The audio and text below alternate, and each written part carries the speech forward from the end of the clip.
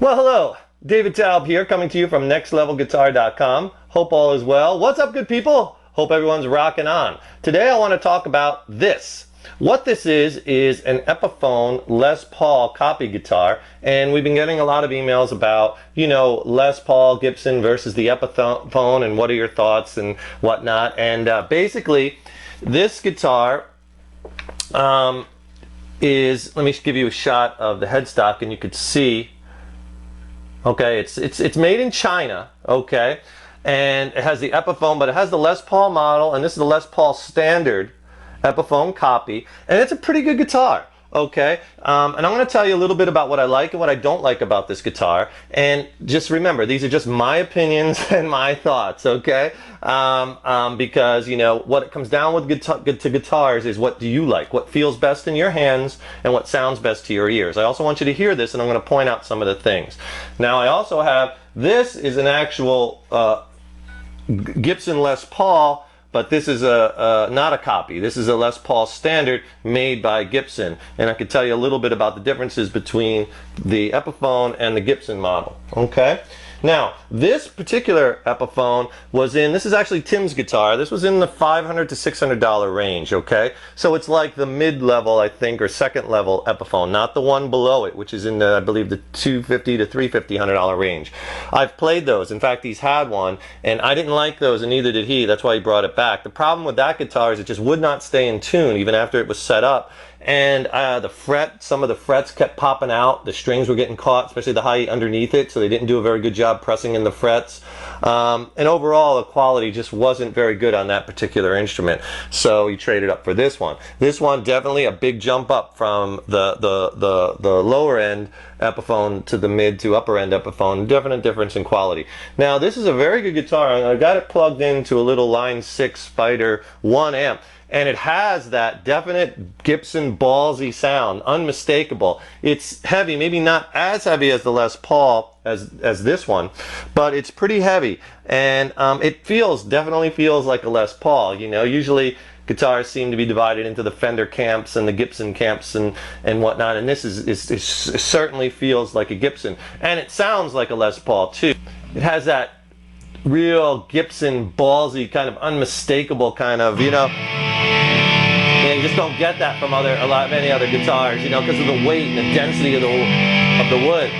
Just playing some big open chords, you can hear that real.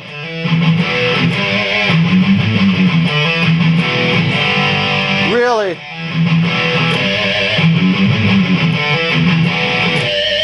Has that real thick kind of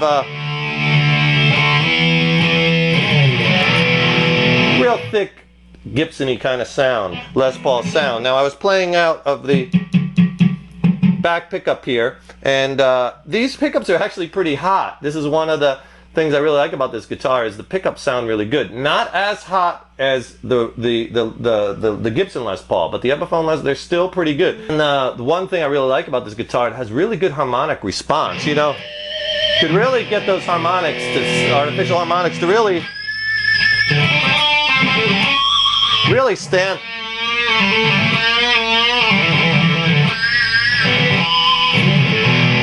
Really get those harmonics to. And I'm playing out again out of that back.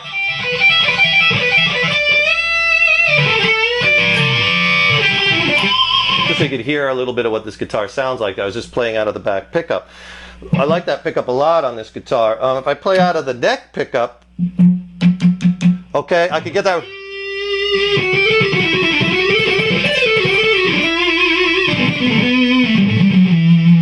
So I have the tone knob dialed back also. I think it's so important when you're trying out guitars, try out all the pickup combinations and then back off on the tone knob, back off on the volume. You don't have to have everything on 10 all the time. You can get a lot of tonal varieties out of these guitars by just playing with right in here. I'm not touching the amp. See, this is all volume and tone. Like, for instance, here's the neck pickup now, which I like in playing a lot of leads with.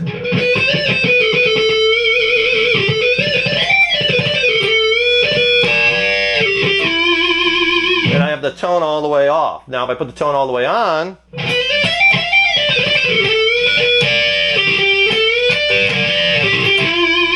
you hear the difference. I like it kind of with the tone cut back. Has a little bit more of that milky, you know, has a,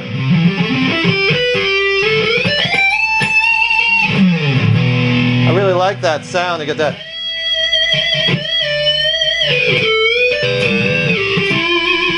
There's a nice,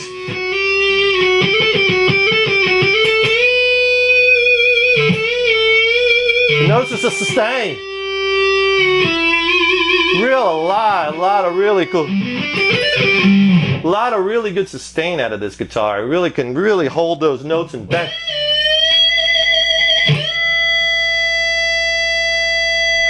I don't even have the amp that loud either, and the notes are sustaining really well. So really like the guitar for the harmonic response, for the hot pickups. It plays pretty well. Now I had to set this up.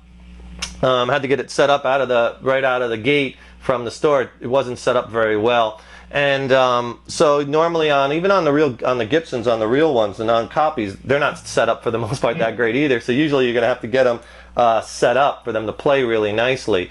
And this has 11 gauge strings on it, which I like, the real thick gauge strings.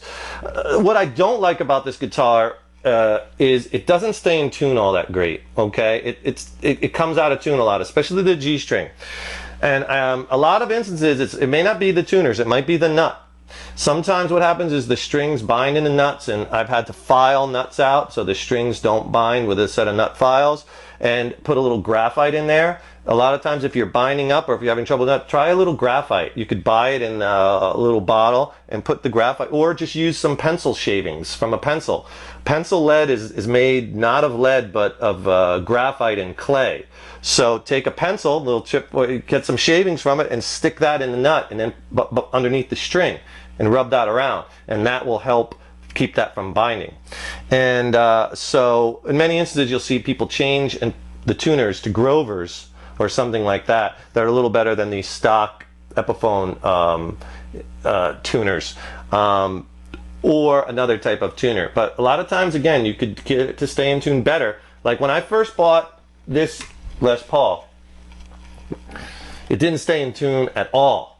Okay, I had to reset up the whole guitar. I set up the bridge, the action, into everything. And then the nut needed work. I had to cut the nut and fit the strings better. The strings were binding, and now it stays in tune a lot better, a lot better. Not 100% like I like. I'm probably going to eventually have to change these tuners. These are really old, have a lot of play in them, but I tightened them up. But these are the old Kluson originals that come on this guitar. I think these are made in Germany, actually, the Klusons. So your guitars, you know, if it doesn't stay in tune right away, that could be fixed. In some instances, if the cheaper models, it's a sign that, well, maybe the neck is flexing. It's just not, the woods aren't as strong. But the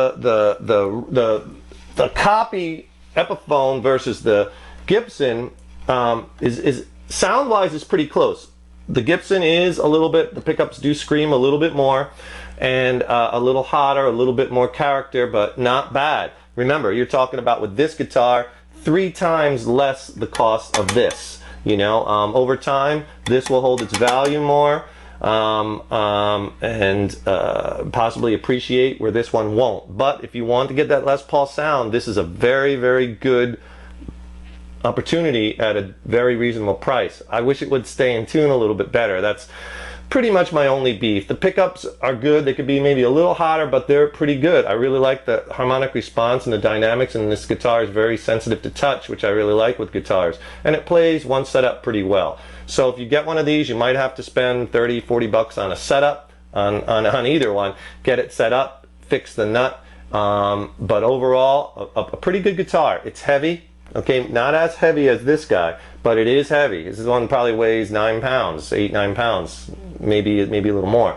Otherwise, difference in quality between these two, yes. You know, the frets, like I said, they're not pressed in as well. A little bit different feel on the neck than this. This is a little, you know, again, you're talking about difference in, you know, you get what you pay for, but overall a fine guitar. So if you want the sound of the Les Paul but you don't want the price, so go to your nearest guitar store and play tons of guitars, like I always say, and find out what sounds best to your ears and what feels best in your hands. All right?